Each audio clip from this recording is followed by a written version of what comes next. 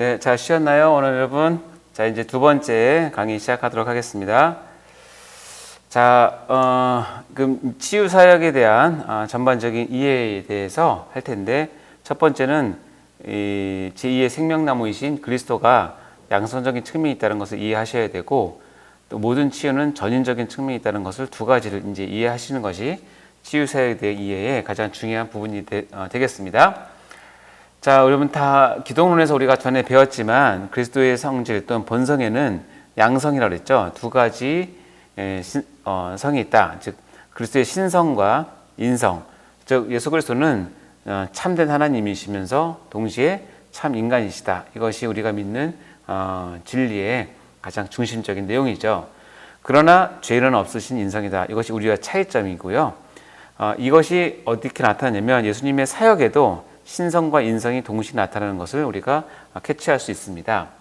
그래서 죄는 없으신 인성은 우리가 히브리서 4장 15, 16절에 보면 우리에게 있는 대제사장은 우리의 연약함을 동정하지 못하실 리가 아니요 모든 일에 우리와 똑같은 시험을 받으시는 이로되 죄는 없으시다. 우리와 똑같은 시험을 받는 그런 어떤 인성적인 부분이 충분히 있으시지만 아까도 얘기했지만 질고도 알고 간고도 아시는 분이시지만 우리가 차이점은 뭐냐면 그분은 죄가 없으시다. 이것이 가장 큰 차이점이죠. 이제 이런 측면에서 그래서 양성을 이제 우리가 이해를 하셔야 되고요. 이제 제가 그것을 설명하기보다는 말씀을 통해서 한번 우리가 나눠보도록 하겠습니다. 그리스도의 양성적 측면을 우리가 어떤 예수님의 사역을 통해서 우리가 끄집어내서 우리가 볼 수 있는데 마가복음 5장 25절에서 34절에 보면 여러분이 다 아는 내용인데 12해를 혈루증으로 앓는 한 여자가 있었어요. 많은 의사에게 괴로움을 받았고 가진 것도 다 허비하였는데 아무 효험도 없고 오히려 중하여졌던 차에 예수의 소문을 듣게 돼요. 그리고 무리 가운데 끼어 뒤로 와서 살짝 그의 옷에 손을 대었어요.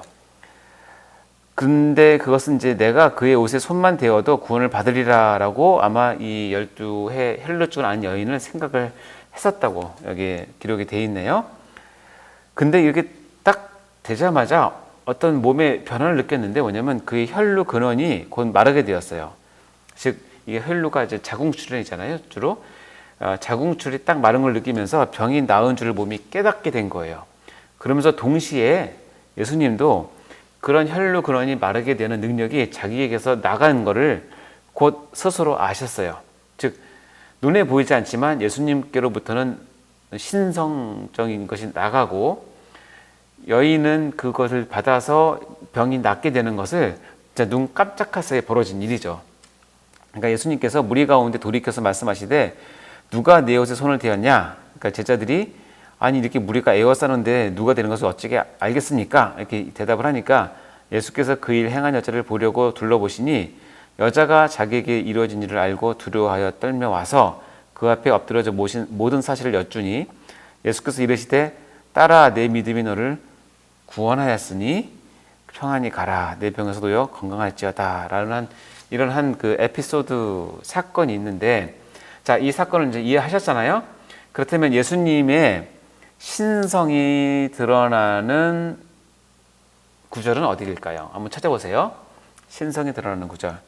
네, 여러분 다 아시겠지만 예수님께서 그의 능력이 자기에게서 나간 줄, 즉 병을 고치는 신적인 능력이 자기에게 있었는데 그것이 나갔기 때문에 그것을 아시고 즉 예수님의 신성이 여기에 드러나게 되죠.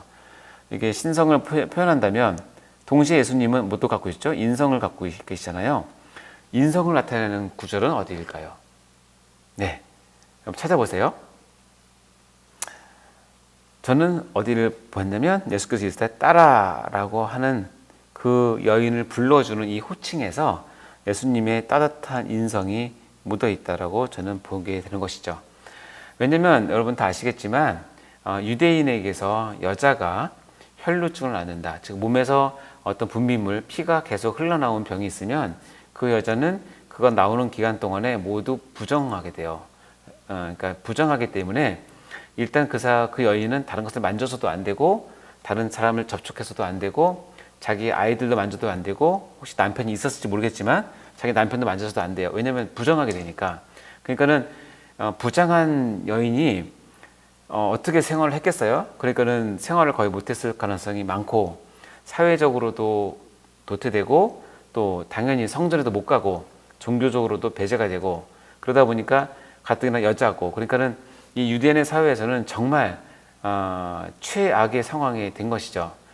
그런데 누구도 그 여자에게 관심을 가져주지 않고 따뜻한 말을 해주지 않고 하나님의 백성이라고 하는 것을 말하기도 부끄러운 그런 여인에게 지금 예수님께서 병을 낫게 하신 후에 이 여자가 두려워하면서 떨고 있으니까 그를 불러주는 말이 뭐냐면 따라라는 말이에요. 따라. 예수님의 따뜻함을 느끼십니까?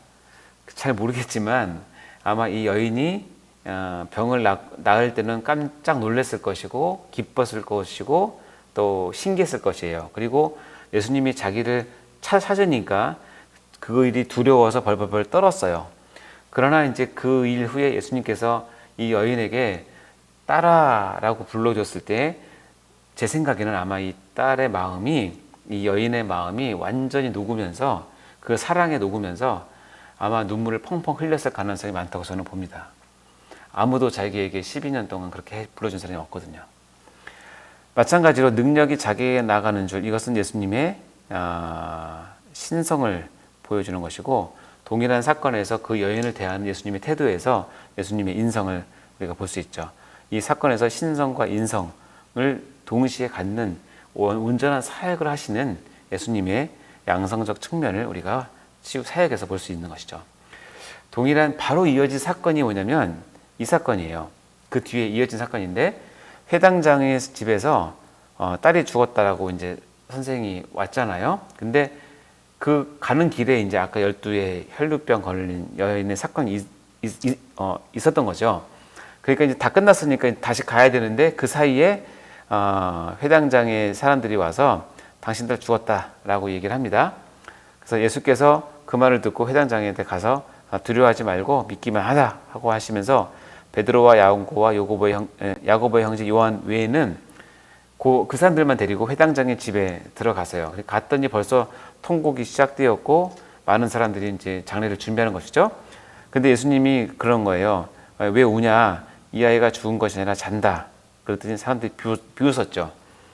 예수님께서 그 사람들 다 내보낸 후에 아이의 부모와 또 자기와 함께한 자들, 아까 얘기했던 그 자들만 데리고 아이의 있는 곳에 가서 아이의 손을 잡고 이르시되, 유명한 말이죠. 달리다굼 하니까 소녀야 일어나라 라고 하니까 이 소녀가 죽은 소녀가 일어났어요.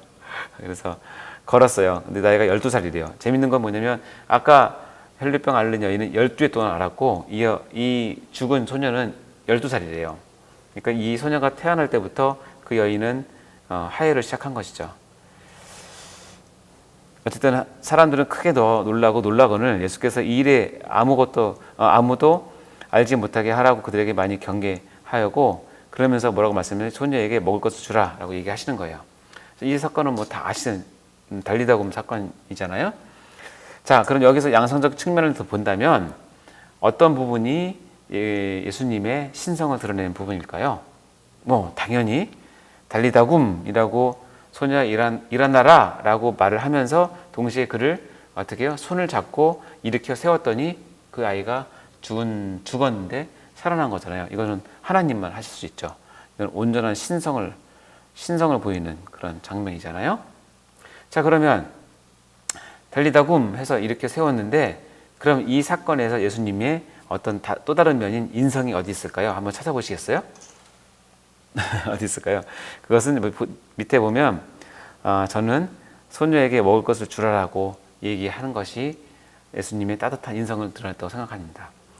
여러분 혹시 아주 심한 몸살 또는 죽을 것 같은 고통 가운데 있다가 그것이 해결된 후에, 그것이 잠잠해진 후에 내 몸이 회복될 때 나타나는 첫 번째 증상이 뭔지 아세요?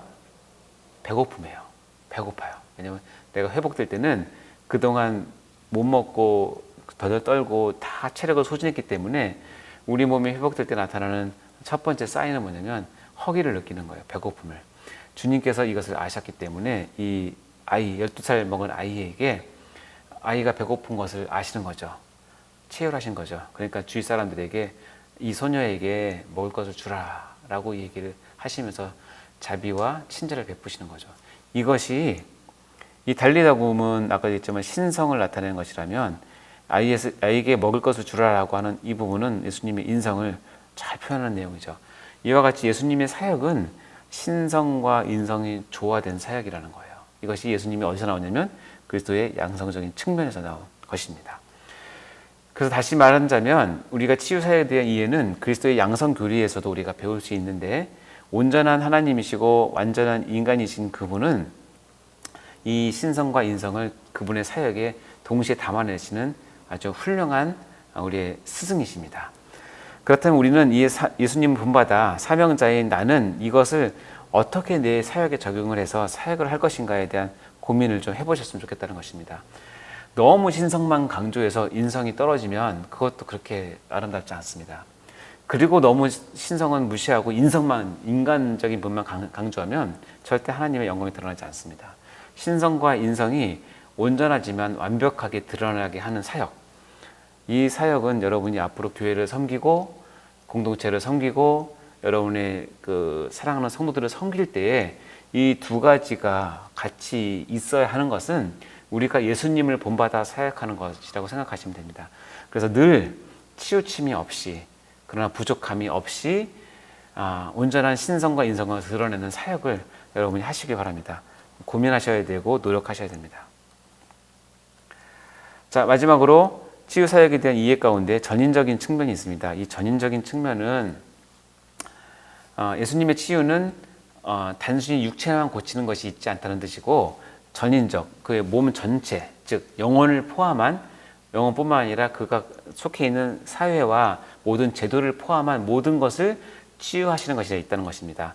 먼저 개념을 첫 번째 정리를 하자면, 우리가 그 레위기나 민수기 또 이렇게 신명기를 읽으면서 유대인이 갖고 있는 이 개념을 좀 알아야 되는데, 유대인은 상태를 세 가지로 구별합니다.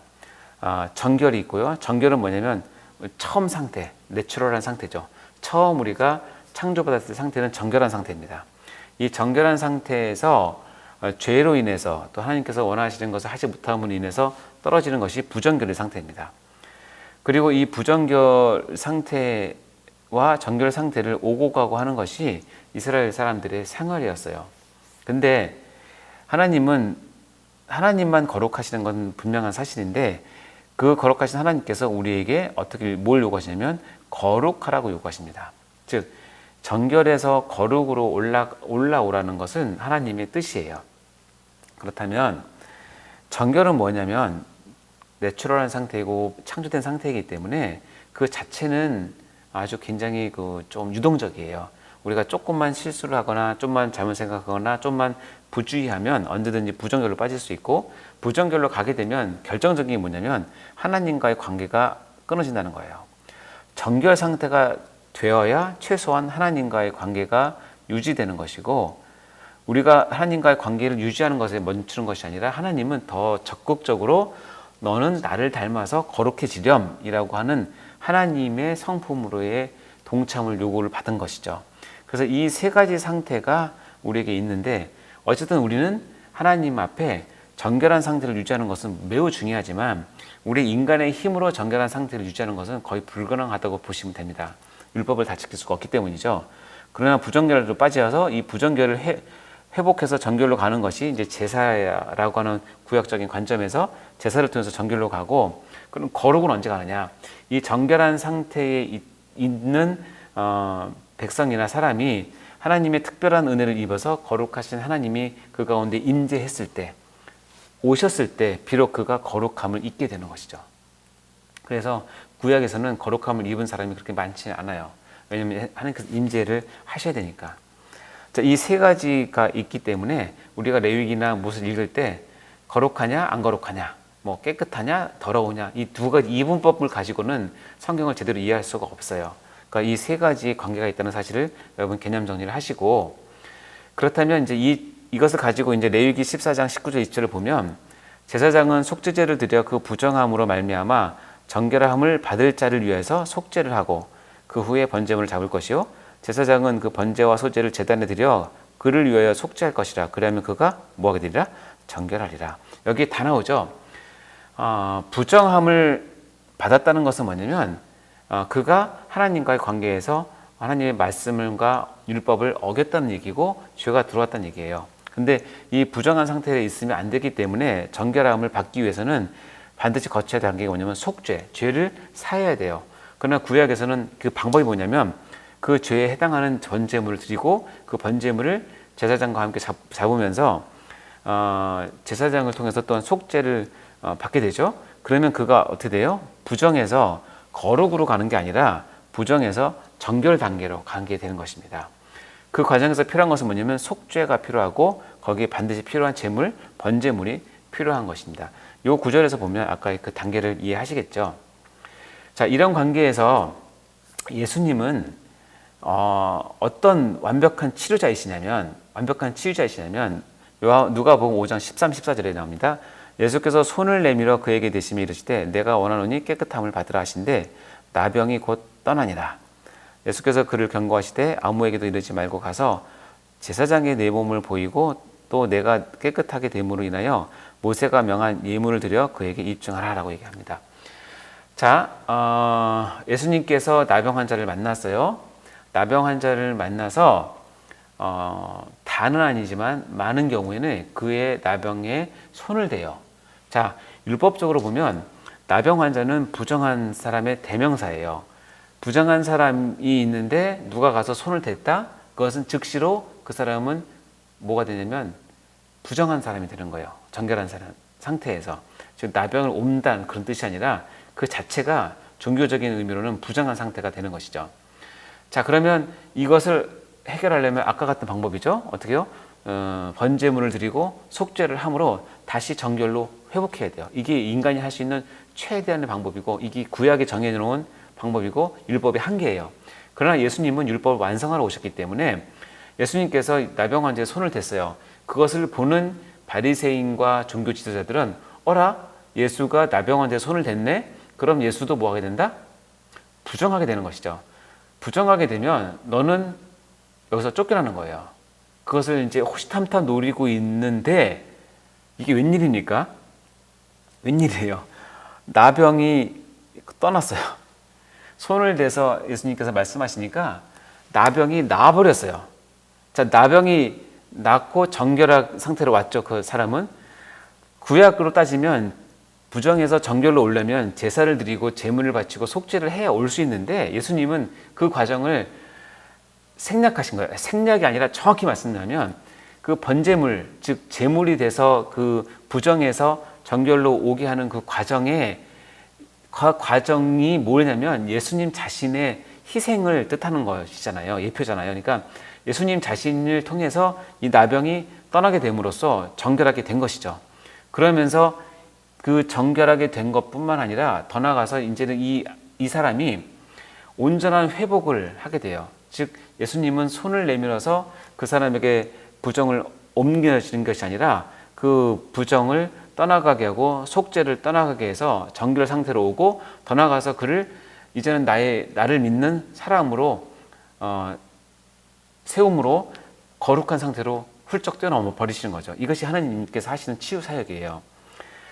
정상적으로 따지면 우리가 정결한 사람이 부정한 것을 만지면 부정한 것이 정결해지는 것이 아니라 정결한 사람이 부정해지는 것이 자연의 원칙이고 율법의 법칙이에요. 그러나 그것을 뛰어넘어서 그것을 온전히 이루어서 예수님은 부정한 사람을 만지시고 그 병을 치유하심으로 그를 부정에서 정결로 옮기시고 또 그에게 복음을 전하심으로 그에게 하나님 백성을 되게 하심으로 그 안에 성령님이 들어가게 하심으로 그를 어떻게 해요? 동시에 거룩으로 옮기시는 거죠. 구약 같으면 상상할 수 없는 일이에요. 예수님이 하시는 일은 이런 것이 전인적인 측면의 치유라는 것입니다. 그러면서 예수님은 한 단계 더 나가서 구약을 존중하시면서 그렇게 네가 나병을 나았으니 이제는 원래 율법에 적혀진 대로 제사장에 가서 내 몸을 보이고 모세가 명한 예물을 드려서 그들에게 입증하라. 이것이 입증되면 뭐가 회복되는 줄 아세요? 이 나병 환자의 사회성이 회복이 되고 종교성이 회복되는 거예요. 이 나병 환자는 이제 자기 식구에게, 가족에게 돌아갈 수 있고, 이제는 성전에 가서 하나님을 배울 수 있고 하나님께 예배 드릴 수 있는 길이 열린 것이죠. 즉 제사장에 보여서 예물을 드려서 입증을 하게 되면 몸이 낫는 것뿐만 아니라 온전하게 사회성도 건강하게 회복되고 종교적인 것도 회복이 되고 신앙도 회복이 되는 예수님의 치유 사역은 이렇게 완전한 치유를 하시게 된다는 것입니다. 그래서 많은 사람들이 고치셨으므로 병으로 고생하는 사람들이 와서 예수를 만지고자 하여 몰려왔다는 거예요. 예수님이 만지시면서 사역을 많이 하셨거든요. 그 의미를 이제 아시겠죠? 레위기에서 말하는 그런 것들이 이 부정결, 정결, 거룩의 관계에 있어서 예수님이 하셨던 일을 우리가 생각해 볼 수 있고, 그래서 온전한 치유 사역이죠. 자, 두 번째 개념입니다. 이것도 여러분이 아셔야 되는데 개념 정리 2인데, 병고침과 죄사함은 동전의 양면과 같은 건데, 동전 잘 있네요. 동전의 양면과 같은 것이다. 즉 예수님은 병 고치는 것으로 끝내는 적이 없어요. 병 고쳐서 그 사람이 행복하게 살았더라, 이것은 예수님께서 원하시는 시나리오가 아니에요. 병 고침과 동시에 같이 따라오는 것이 뭐냐면 제2의 생명나무이시기 때문에 병 고침과 동시에 같이 오는 것은 뭐냐면 그의 영적인 회복이에요. 우리가 지난 시간에 배웠지만 아담이 처음 창조되었을 때 그 안에 의학이라고 하는, 신학이라고 하는 그 역량을 가진 온전한 것이 있었잖아요. 그것이 이제 죄로 인해서 갈라지면서 우리가 의학이 필요하게 되고 신학이 필요하게 된 존재로 된 것인데, 병고침을 받는다라고 하는 것은 이제는 예수님 안에서 동시에 어떤 일이 벌어지냐면 병고침을 받음과 동시에 하나님과의 관계가 회복되는 죄사함을 같이 받는 것이라서 예수님의 치유 사역을 이해할 때는 병고침과 죄사함은 동일하게 보시면 됩니다. 동전의 양면과 같은 것입니다. 그 예로 보면 마태복음 9장 2절에서 6절에 보면 침상에 누운 중풍병자 얘기 아시죠? 사람들이 데리고 왔어요. 예수께서 그들의 믿음을 보시고 중풍병자에게 이르시되 작은 자야 안심하라, 내 죄 사함을 받았느니라 라고 얘기를 하니까 그 주위에 있던 서기관들이 속으로 생각하는 거예요. 이 사람이 이거 안 됐네, 못 됐네, 하나님 흉내내네, 그런 거죠. 이 사람이 신성을 모독하노다 라고 이제 속으로 얘기하는데, 예수님께서 그 생각을 아시고 이르시되 너희가 어찌하여 마음에 악한 생각을 하느냐 라고 말씀하시면서 이렇게 얘기하는 거예요. 내 죄사함을 받았느니라 하는 말과 일어나 걸어가라 하는 말 중에 어느 것이 쉽겠느냐. 자, 물어볼게요, 여러분께. 죄사함을 너 죄사함을 받았느니라 라고 하는 말을 하는 것과 그 중풍병자를 이렇게 세워서 그 사람들을 보는데 앞에서 건강하게 세워서 걸어가게 하는 것, 어떤 것이 쉽겠어요? 예수님 입장이 아니라 이 주위 사람들 입장에서 보면 말은 할 수 있어요. 말은 할 수 있죠. 죄사함을 받았다. 죄사함 받았는지 안 받았는지 어떻게 알아요? 눈으로 볼 수가 없잖아요. 뭐 느낌으로? 그거는 증명할 수 없잖아요. 그러나 일어나 걸어라, 즉 침상에 누우는 중풍병자가 일어나 걸어라고 했는데 그가 일어나 걷는 것은 보이는 거잖아요. 실증되는 거잖아요. 모든 사람이 다 알 수 있는 거잖아요. 그러니까 이것은 쉬운 게 아니에요. 실제로 해야 되니까. 그러나 예수님 입장에서는 죄사함을 받았느니라 하는 말과 일어나 걸어라는 말이 어느 것이 쉽겠어요? 둘 다 쉽죠. 그러나 아무것도 아니에요. 근데 예수님께서 뭐라고 하시냐면, 그러나 인자가 세상에서 죄를 사하는 권능, 아까도 얘기했지만 죄 사하는 권능이 있는 줄을 너희로 알게 하려 하노라. 즉 예수님의 의도는 뭐냐면, 자 봐라, 이제 너희들 인자, 즉 예수님 메시아가 세상에서 죄 사하는 권능이 있는 것을 내가 너희로 알게 해줄게 라고 하면서 말씀을 가리키고 설교를 하고 그런 게 아니라 어떻게 하시냐면, 이 중풍병자에게 말씀하시되 일어나 내 침상을 가지고 집으로 가라 라고 했더니 그가 뻘떡 일어나서 집으로 돌아갔어요. 자, 뻘떡 일어나서 집으로 돌아가는 것을 보면 예수님의 의도는 뭐예요? 너희가 그것을 봤지? 그러니까 나는 세상에서 죄를 사하는 권능이 있는 사람이야, 있는 메시아라는 것을 증명해낸 거잖아요. 이해되시죠? 이 사건에서 보면 우리의 눈에 보이는 침상을 들고 일어나 돌아가라고 하는 병고침은 어떤 것을 전제로 하고 있냐면, 그 안에 예수님께서 세상의 죄를 사하시는 권능이 있음을 드러내는 사건이라는 거예요. 예수님의 치유 사건은 이렇게 다 전제를 깔고 있는 것입니다. 네가 병을 낫는 것은 어떻게 해요? 내가 세상에서 너희 죄를 쇄할 수 있는 권능도 있는 것을 알아야 된다는 것이죠. 그래서 지금도 치유의 은사가 있어요. 치유 받으시는 분이 있어요. 그분들이 항상 염두에 두고 여러분들 혹시 치유받는 것을 은혜를 간절히 간구한다면 두 가지를 생각하셔야 되는데, 내가 병을 안 낫고 의학적으로 과학적으로 다른 사람들 보기에 병이 낫는 것도 중요하지만, 그렇게 했을 때 그 안에는 반드시 무엇이 가냐면 내가 너희 죄도 사하기를 원한다. 내가 너희 죄를 사하기를 원한다고는 하나님과의 관계를 회복하는 것이 같이 가야 된다는 거죠. 그래서 하나님께서 처음 창조하신 그 아담의 원형, 즉 의학적과 신학적인 것이 다 포함돼서 완전한 인간으로서의 원형을 회복하는 것이 하나님의 뜻이니까, 우리의 치유 사역을 보면서 치유 사역이 기적과 같이 나타났을 때 반드시 뒤따라가야 하는 것이 뭐냐면, 그 사람의 죄도 하나님께서 사하기를 원하시고 그 사람의 죄를 하나님께서 살 권능이 있는 하나님이라는 것을 그가 믿어야 된다는 거예요. 그래서 많은 병을 치유받은 사람이 신앙이 회복되고 하나님께 돌아가는 이유가 그런 이유 때문이고, 병이 나았는데 거기서 하나님의 죄사함과 은혜를 저버리고 사는 것은 밥만 가지고 살다가 결국 멸망하게 되는 것입니다. 병 낫는 게 중요한 것이 아니라 병을 통해서 예수님이 나의 죄를 사하시는 분이라는 사실을 믿게 되고 체험하게 되고 그 은혜에 들어가는 것이 더 중요하다는 것입니다. 마지막 개념 정리 3입니다. 보시면 예수님의 치유 방법, 동기, 효과 등에 관해서는 복음서에 보면 다양한 양상을 가지고 있어요. 어떤 일정한 패턴이 있는 것은 아니에요. 그래서 그것을 한마디로 표현하면 예수님께서 누구를 치유하고 어떤 방법으로 치유하고 어떤 효과를 나타내는 것인가는 하나님의 절대 주권 가운데 있습니다. 지금도 마찬가지입니다. 대학병원에 많은 사람들이 누워있지만 어떻게 치료하고 어떻게 병을 낫고 어떻게 그 효과를 보는지는 각각 다 달라요.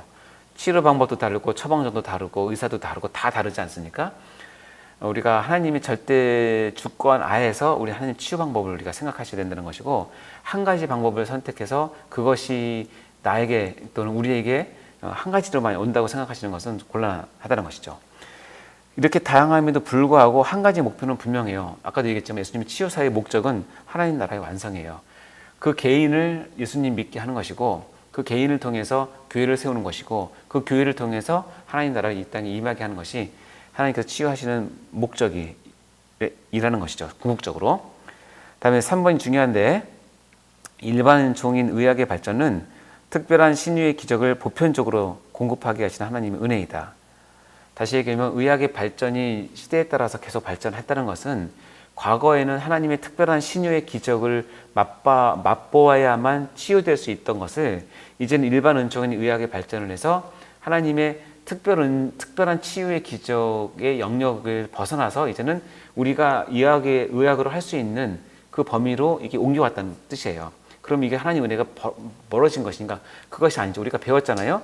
일반 은총, 특별 은총 모두 다 하나님의 은총이기 때문에 일반 은총으로 의학의 발전에 온 부분도 하나님이 주신 것을 우리가 인정하고 하나님의 은혜이고 감사를 해야 된다는 것이에요.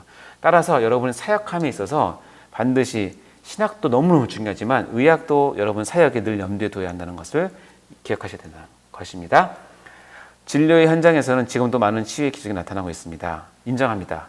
특별히 복음 불모지에서는 더 많은 기적을 베푸시는 경향이 있습니다. 즉 의료보험이 잘 된 우리나라보다는 우지, 캄보디아, 아프리카 이런 정말 의료가 없는 곳에서는 하나님께서 훨씬 더 많은 치유의 기적을 베푸세요. 왜냐하면 의료가 일반 은총이 안 가니까 치유 은총이 가는 것이죠. 이런 좀 넓은 생각을 가지고 있어야 된다는 것입니다. 자, 예를 들어 보겠습니다. 신문기사인데 생존율 1%는 288g 초미수가의 기적이라고 이제 신문에 난 것인데요. 임신해서 25주 만에 아기가 태어났는데 288g이에요. 우리가 보통 3,400g을 보통 정상 아이라고 한다면 정상 아이의 10분의 1도 안 되는 미수가 중에서 초미수가가 태어났죠. 근데 자가 호흡이 안 됐는데 80일 동안 인공호흡기를 달고 집중치료 153일 만에, 즉 한 5달 넘게 치료를 해서 2kg로 태어났다라고 신문에 나온 거죠. 자, 여기 태아가 있는데 어른 손만한 태아가 있는 거잖아요. 이제 이게 어쨌든 이런 것은 의학의 어떤 총집결, 의학의 현대의학의 아주 꽃과 같은 건데 이런 생명을 살려낸다는 거예요. 그런데 이런 아이가 지금만 태어났겠어요? 몇십 년 전에도 몇백 년 전에 태어났겠죠. 그때는 이런 아이가 태어나면 99.9%, 한 100%다 죽었을 거예요. 지금 하나님 특별한 은혜가 아니시면. 왜냐면 이것을 그렇게 할 수가 없거든요. 인공호흡도 시켜야 되고 영양도 줘야 되는데 어떻게 합니까?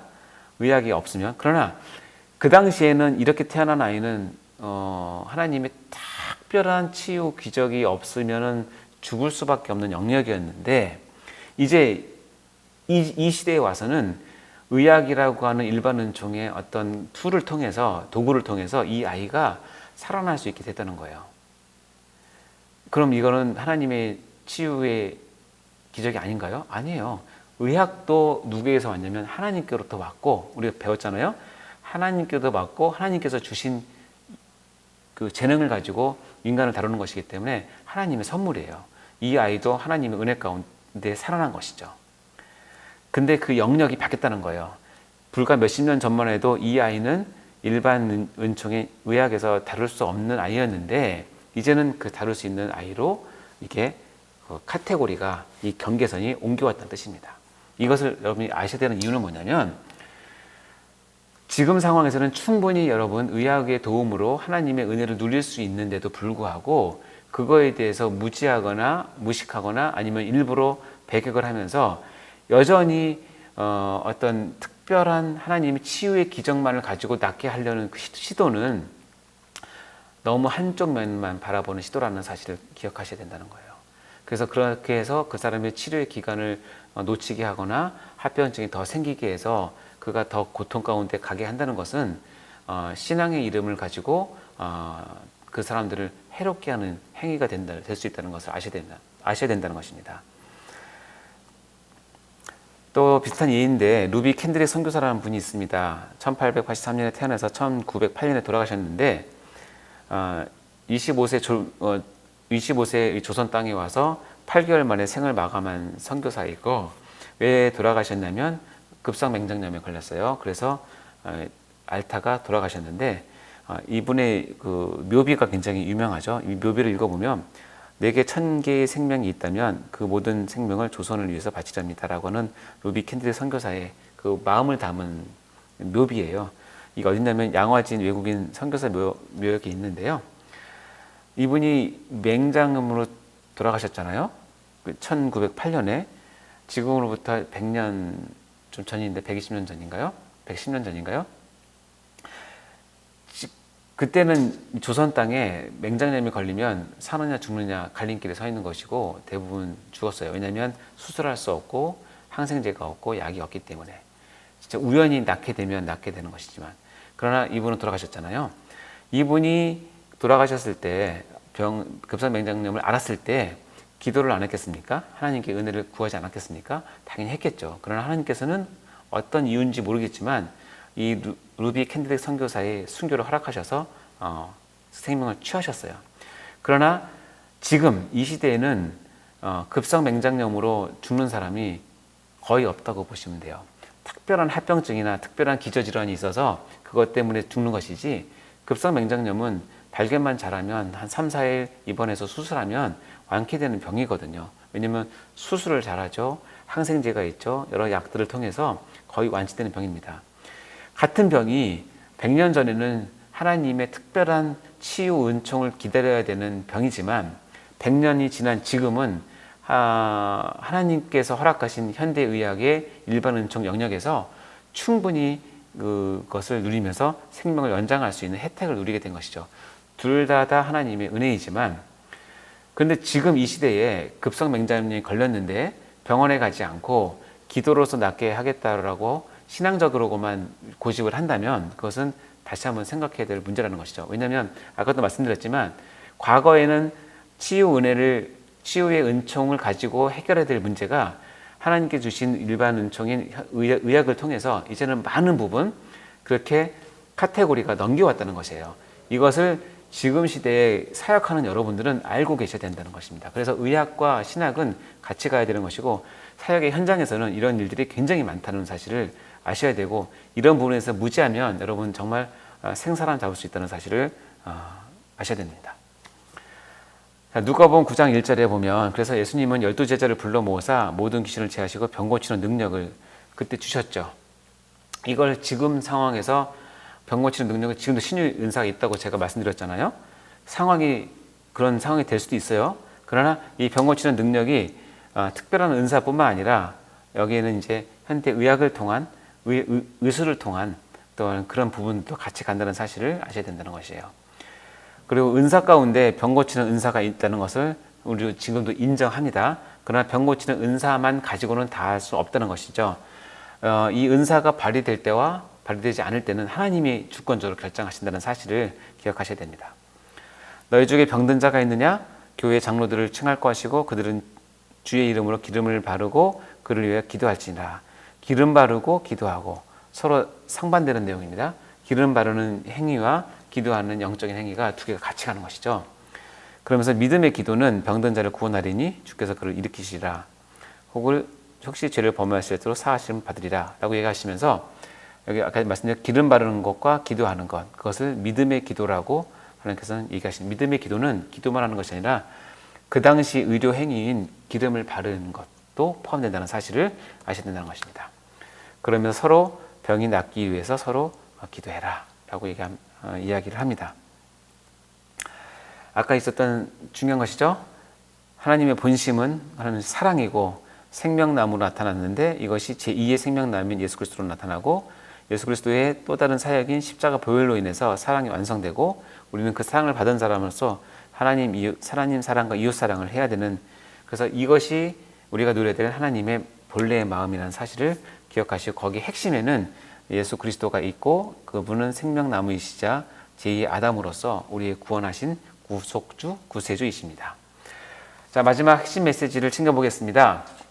하나님께서 처음 생명나무를 주시고 그리고 예수님을 보내신 본심은 우리를 사랑하셔서 주님과 영원한 생명관계를 맺기 위한 것이라는 사실을 다시 한번 강조드립니다. 예수 그리스도는 제2의 아담으로 그리고 제2의 생명나무로 오셔서 우리의 치료자, 우리의 의사가 되셨다는 사실을 기억하시고요. 그래서 제2의 생명나무로 오신 그분은 우리를 치유하시고 회복케 하시는 치료자, 의사이신 예수님이시다. 그다음에 예수님의 사역에는 아까도 봤지만 인성과 신성이 동시에 나타나고, 사역자인 우리는 예수님의 본성을 본받아서 인성과 신성이 우리의 사역의 현장에서 골고루 완벽하게 조화롭게 나타날 수 있도록 우리는 늘 염두에 두고 훈련받고 사역하셔야 된다는 것입니다. 그리고 마지막 강조했던 것처럼 현대의학은 하나님께서 우리에게 주신 일반 은총의 귀한 선물이기 때문에 치유의 은사, 치료의 은사 뿐만 아니라 현대의학에 대한 기본적인 개념을 가지면서 성도들을 올바로 잘 인도하시는 것이 우리의 사역자들의 사명이기도 합니다. 자, 이상 마치도록 하겠습니다. 경청해 주셔서 감사하고요. 다음에 의학과 신학 세 번째 시간인 성경에 나오는 질병들에 대해서 다음 시간에 같이 하도록 하겠습니다. 한 주간 또 승리하시고 건강하시고 여러분 또 하시는 사역 가운데 하나님 은혜가 넘치길 바랍니다. 주님의 평강을 전합니다. 샬롬.